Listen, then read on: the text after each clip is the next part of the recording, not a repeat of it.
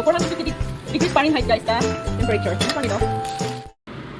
Now, I'm done heating up the Salad Master EOC cookware. So it's 450 degrees Fahrenheit. So this is the meat, the beef for steak.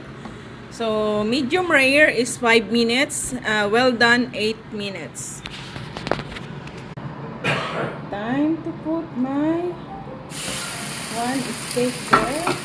So it's gonna be 2 steak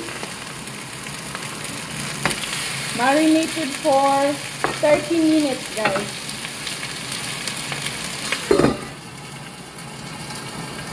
So wait for 3 minutes to flip up.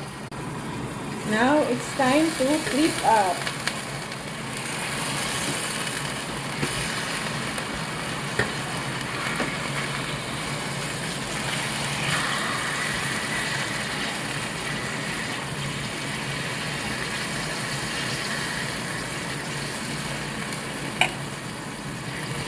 Medyo masikip kasi medyo malaki yung tabas niya guys. Hey! So now medium rare is done. And I'm gonna cook the veggies here. Sear it. Because for me, it's gonna be well done.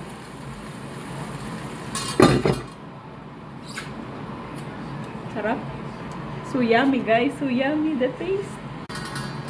So guys, I add only 2 minutes and mine is well done.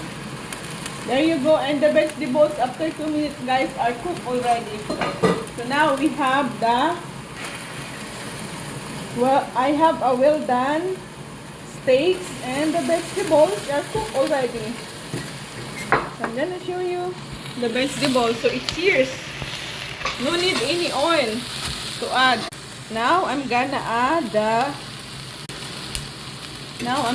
these vegetables to the steaks. I didn't make any gravy because I forgot to buy a gravy sauce, but this is very tasty already because I marinated.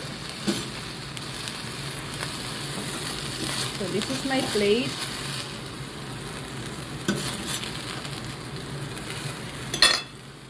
So 450 degrees Fahrenheit guys, the temperature. And turn it off. So now we have our main dish, steaks with veggies too, but we eat already our soup here.